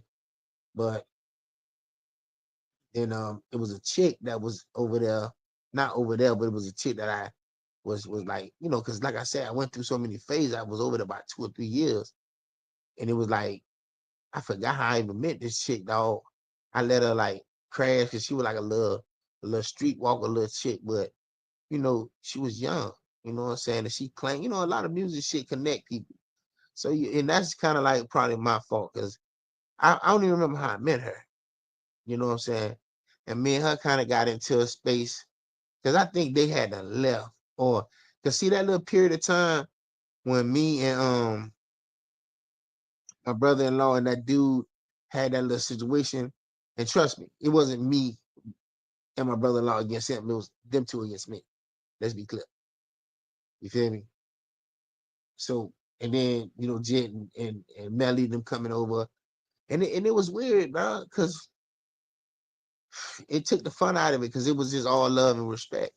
And then, like, cause niggas used to sit out there and they lived that little area and go to chirping and laughing and shit. And it was cool. Niggas did the music and then I got the young niggas that live with me. That's coming. So it's like you always like on this. Then I got a little wham in the crib too. So it's like, this shit be like, nigga told you, well, you going on overtime, it gonna be, you feel me? So you gotta be like on whatever with that and kind of keep your people. navigate it to everybody know not to kind of like interact too heavy. But it was a lot of different situations while I was living over there. You know, like it was like different situations. Like my little cousin and my sister husband was kind of like had a little face off. And then he went, which my sister husband went to go get some person he knew and came, and it was like whatever it was like that. So it didn't go nowhere, but you know, that was that time, you know, where you know, so you know, it was one of them things, man. So then the little computer man who used to hook me up with like stuff, you know, you got your little bootleg computer dude. You know, I was feeling disrespected one day, and I was like really about to like, and and I'm like really finna get, you know, I was about to do it to the nigga, man, because I felt really like he was playing.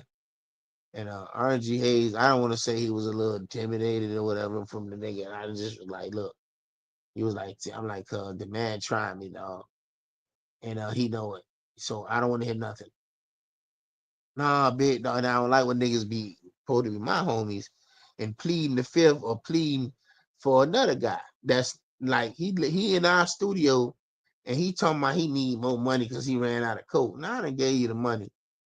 Man, come on, man. Don't play with me, dog. Finish the shit. And RNG Hayes kind of say, damn, dog, it's your fault. You gave the man the money. I don't understand how a nigga in my house and we had a business arrangement. Nigga pay up. Now I gotta start depositing and nitpicking at the money, and you right here, and you in the crib in the studio. And then my nigga who with me in my crib, supposed to be my nigga, gonna tell me why you gave the nigga the money right in front of the nigga. We supposed to let this nigga know, man. Listen, man, Big Dog paid you for a job, nigga. We ain't nigga 6 by RNGA gotta be like 6'1" or maybe 6 feet. It's me and him. So it's like this nigga and his junkie, they these niggas snorted out, and you know what I'm saying? I ain't feel like, you know, and I had to, got my, you know, I'm not really worried, but I'm just like, come on, man. What is you talking about? You was taking these niggas side? What the shut up, man? Now I'm like really disgusted. This nigga talking about he need more coke to finish the job. Man, listen, I don't want to hear that. What the fuck are you talking about? I can be respectful. It's all good. Man, you're not gonna come on, man. So, you know, a lot of times living with other men or other like everybody don't handle conflict the same. Everybody don't handle things the same. So but one thing you gotta know is if you ride with the nigga or if you don't, sometimes nigga don't really ride with you, nigga be trying to get something out the deal. You know what I'm saying? Nigga might be trying to you know, finagle you or something, and nigga be the long nigga be playing a long game. But I ain't saying RNG Hay with that kind of nigga. I'm just saying like, why would you be taking a nigga? See, you give me another nigga side sitting right here when you. But that's kind of like me thinking. But yeah, young niggas knew we did music, but it just you know. But yeah, it was a lot living there, man. And I did and I lived there like 3 years, I think. Yeah, it wasn't bad. And then I used to have to be referee to K, cause see a twist to a plot twist is K and Jay Cush, the artist that RNG Hayes brought that was Flight Ground, they dated. Them two was a couple. Kush and but I didn't you know, I met her later on, and then she wound up moving in because we was trying to build a little tribe or whatnot with the music and whatnot. So a lot of times I had to referee some shit with them two and counsel some shit with them two. But that shit was what it was. I remember one time, dog.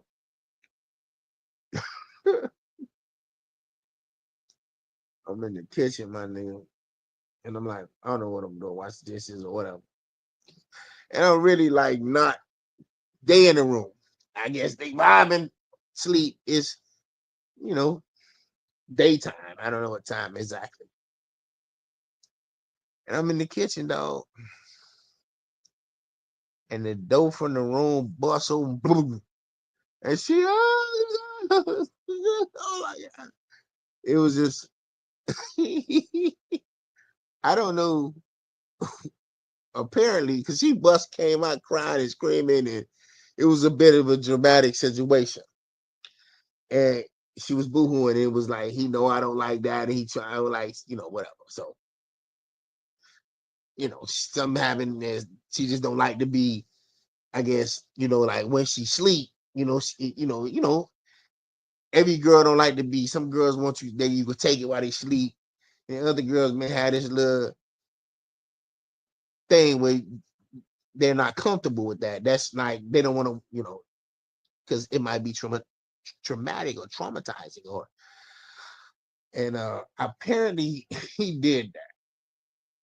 And she jumped up out of her sleep snapping and felt disgusted, and it was just a lot. I was like, yeah, that's crazy. And for your girl to do that and run to me, and I'm chilling, but the look on his face though, oh, he looked like, damn. Oh man. You know what I'm saying? Because if for her to say, like, you knew I told you I don't like that, and it just almost make you feel shitty as a boyfriend. Cause your girl saying like she had a traumatic experience. She don't want to be fondled like that or groped or even sexually, active sleep. Don't do that to me while I'm asleep. When I'm up, we can do it all day. But when I'm asleep, or like, don't just climb on top of me or try to, you know. And I was in the studio. He's had a little mat, a bed. It was a sofa in there, I think. And how they used to sleep or whatever. And yeah, man, I guess he tried to wedge it. He tried to wedge him in, and she freaked out. No, no, don't do that. That's wild. And that was in the studio, man, in overtime. So no, yeah, that was in the studio in overtime, bro.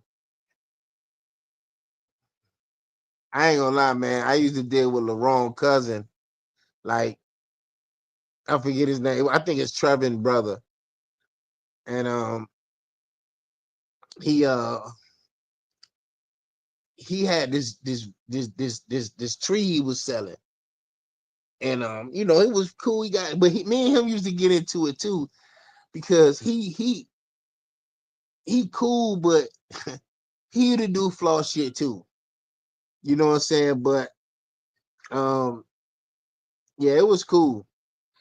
But I used to record him because LaRon brother used to come over there, and I would record him.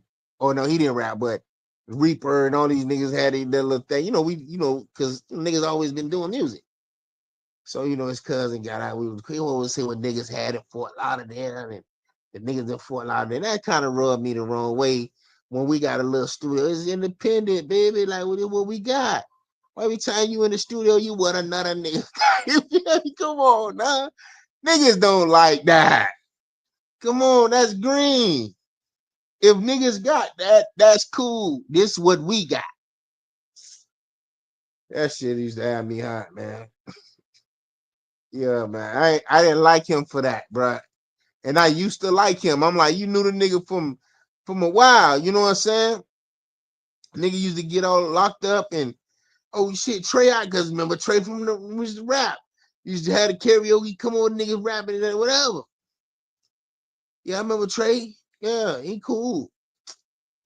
See Trey when I'm in overtime. You know, I'm like, yeah, that's Trey. We cool. Yeah, Trey was kind of like, I had some hats. Like, Trey, man, you be talking about you be hustling, get some money, and then go some hats. Say that shit, you know, bring us back a couple of coin on you. You know what I'm saying? We'll bust it down with you. Trey was cuffing the hats, cuffing the money, and throw a nigga a couple of dollars. And I'm like, man, listen, I'm only dealing with you because I know you. I think I need you the wrong cousin. I fought you. We rap, we did all type of little cool shit. But he would always come and go. And then he started having like weed and, you know, like I don't say weed, but you know, like his little it was straight. But we was cool. And he just used to rub me the wrong way because he was cool. I mean, we didn't fight or anything. It just like Trey would be doing Trey shit. You know what I'm saying? But he was cool though. But I ain't with no nigga just telling no nigga about what another nigga got. I ain't with that. That's green. Come on, man. Don't come around no nigga like that. That one thing I ain't never think that was cool what nigga do. So we in the studio again.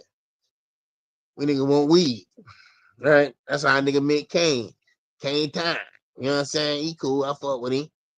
Right? So I don't know who these niggas that got weed, but that was Orange Haze. He's the reason I know that. So it was a nigga came, I guess, to sell us weed. And we in overtime one time, bro. Like, when that shit was like gut as fuck, yo. I ain't never listen anyway. So niggas come and niggas telling us about niggas. Hey, we supposed to be getting weed from this nigga. He said nigga about he whatever he do for Rick Ross and whatever he did that. And like it's like, all right, man, just drop out the weed, whatever you gotta do, and just all right, man, we out here. It's cool, boom, boom. And it's not really. And then RG Hayes be trying to make it seem like niggas is more authentic or more than what it need to be. You know what I'm saying? I don't be wanting to hear about niggas, man. He bringing weed. You know what I'm saying? Niggas always, you know what I'm saying? But that was how he wanted to entertain. I ain't just, anyway. But I wish I could have put more of Kush music out the right way. You know what I'm saying? And K. But, you know, it's a lot that happened in that studio, dog. I ain't even gonna lie. It was, man, I didn't like the energy in overtime. It went left, especially when Jit came. Y'all already know. I wasn't really that's the RNG Haze and all that. It was cool. It was manageable. I wasn't really fucking with Jit. That's the nigga from the block, from the home team. Started rapping with them, but I don't know what made me and Jit stop dealing with each other. But we go through that sometime where we don't talk. And that was a period. And he had got a job. And I think my brother was working close by the place that he had a scooter. He'd come out on the scooter. And I think Jit came out with him a day, because I don't know how that happened, but I know I seen Jit with him that day. And got these young individuals around, and he was working at Ceviche or working at Jazz. He wanted to go to Club Jazz. He was raving about Jazz. And this dude, everything was, yeah, big dog, man. Like, we can, you know what I'm saying? And I wasn't really, and I should have, I should have said no, you know what I'm saying? Because sometimes you think you're being too hard on the situation because you listen to somebody else. And I listened to someone else thinking that maybe I wasn't, because I would have normally told them, nah, man, we ain't doing nah. But since this is what the goal is, this is so could have been an opportunity to do something in your career, go perform somewhere or whatever. So, all right, we're gonna go to Jazzits. Because Jit is, trying to be real and be an honest person or bring something to the table. But that's what so they go down there at the, following week or whatever. And Kush, RNG Hayes, and the girl, rapper K, they all go out. I said, all right, cool. They hangs out, go to Jazzits, whatever happens. I get a call. Jit done busted the young nigga Kush jaw. Blowed the man jaw to smithereens, man. Man still ain't right. You know what I'm saying? He could talk, of course, but that affected his whole situation. Because that's the tool and the instrument he used to perform and do music. You know, and Joe ain't never been the same. And that's unfortunate because Kush, it wasn't really, I wasn't there, of course, but RNG Hayes was, and it was a lot of blame put on him because he couldn't control his nigga Jet. You know what I'm saying? Because they got to, we get to hanging together and niggas think they cool, and how that go. So, Big Dog was just in the studio with them. I wasn't trying to. It was just about the studio. And here come Jet with his brash and his cool and his charisma. Want to make it like, yo, we be doing show, man. Big Dog, man. Nigga like, want to come and control things and want to try to. But that didn't really last. After he broke the nigga jaw, he was like, damn, I can't even come around because I done police probably before, I think. But it didn't happen so quick. It happened though. And it kind of fucked things up. You know what I'm saying? The jazzy shit happened. You know what I'm saying? But even Melly was coming through doing beats. He was straight. David Jones would come through. You know what I'm saying? And sing a melody. I wrote a couple of songs. Now, me and him actually did business. We actually put songs out. We actually got them written and he recorded them, and he's a professional like that. But yeah. So, but it's all good, man. That music shit is it. If I could just do music for myself, put it out, or be able to get it published or sell some of them. Oh, I was write some hooks and shit. If I could get a steady flow of beats, I could just and I ain't gotta just do nothing but create. And I gotta like the ideal situation.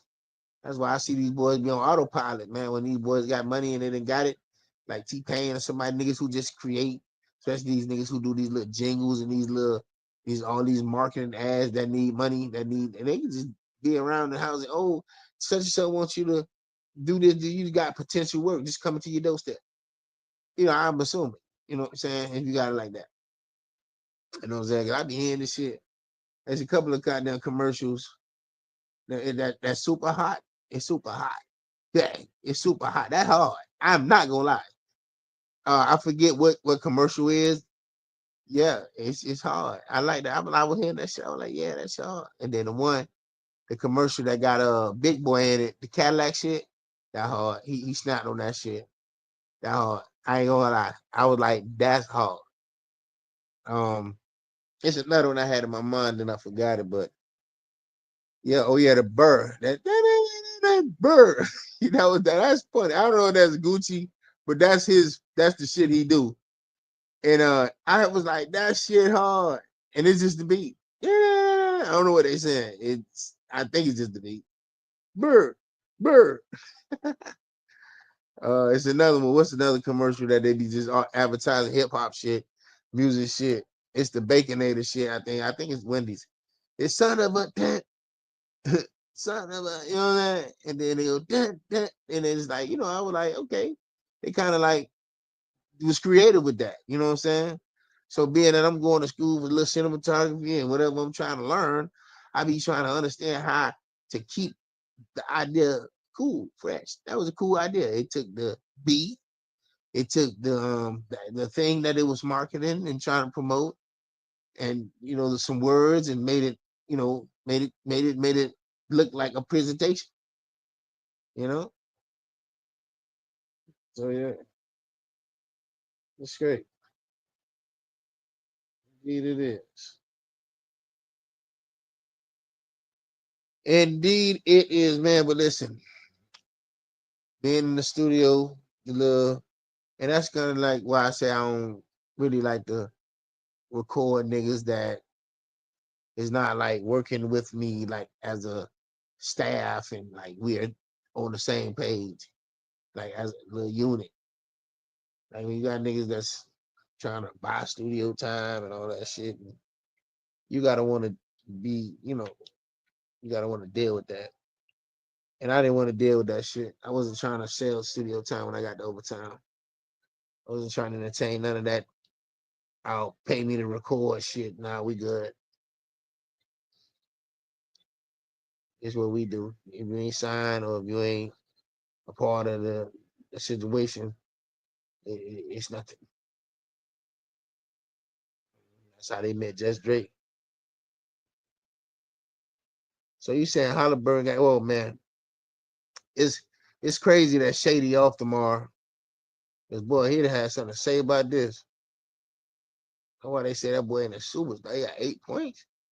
That can't be real. Okay. Is Carr having a good game? Because it's not a blowout, but it's far out there. Oh well, he got the points. Okay, well that's looking good. Okay. Hey, okay, well Ananobi didn't come through for me. Came through the other night. See Cuz got them 10 rebounds. I'm gonna see if I can put Cuz over there with them.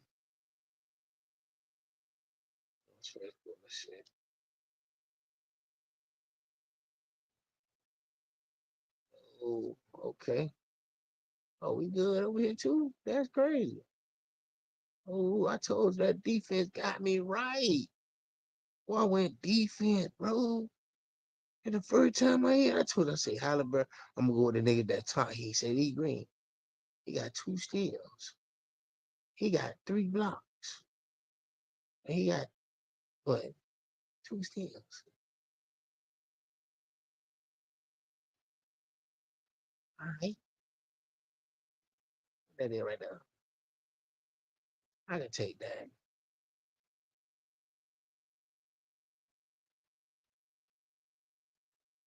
Probably not gonna get that. I wasn't gonna bet on wins losses. I had 23. It's most likely not.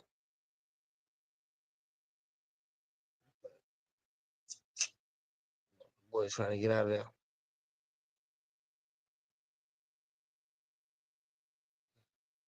Yeah, well he only got that motherfucking 8 points. That's wild. That is though. And this shit going dramatically under. They still on 90. They just can't do nothing. I guess Nemhard and all the people I figured was gonna hit with that, they ain't hit. But that defense hit, that's great. That's wild. That is wild. I ain't I just wanted to try it like again to see if I can say, man, listen, if they saying these people can do this, I never really bet like that. I said, you know what, I'm gonna try that because I said I'm gonna just go with the top people because obviously these are the people that they think get steals.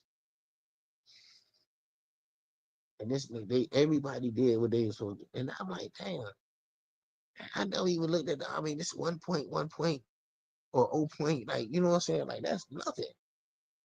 Most players mistaken like ball just flop out, even they grab and go the other way. It don't even like you know what I'm saying? Like just throughout the game, that shit gonna happen.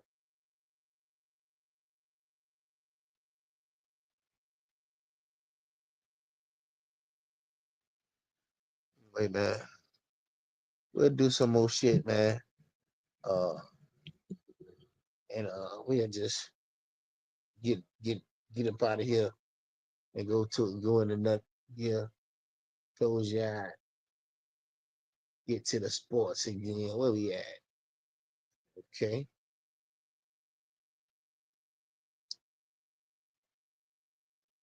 Well, New York look like they might pull it out.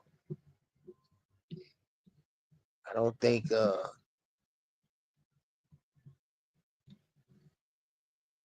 I don't think Indiana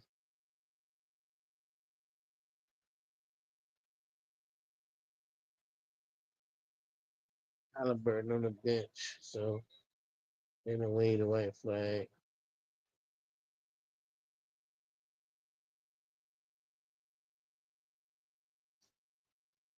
What? What do you say? Look like New York pulled this one out. We didn't get the points. It's not looking like Indiana got any fight in them tonight. I guess they going back to Indiana. You know,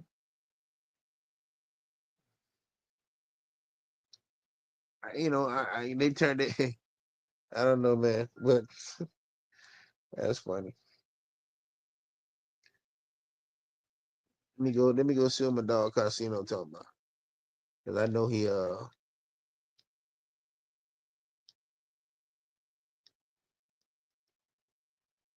I seen him talking his shit earlier. I didn't click it though.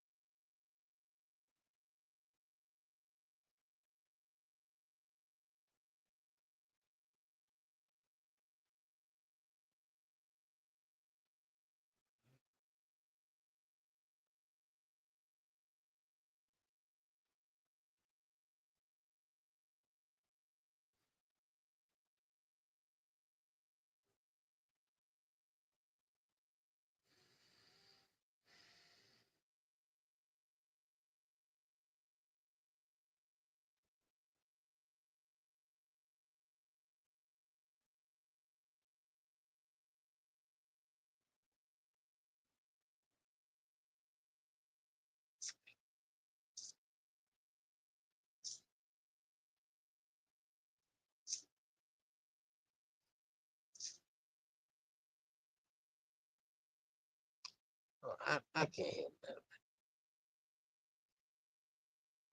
You say wasting nigga pad. That's weird. Ain't gonna waste nothing on the nigga.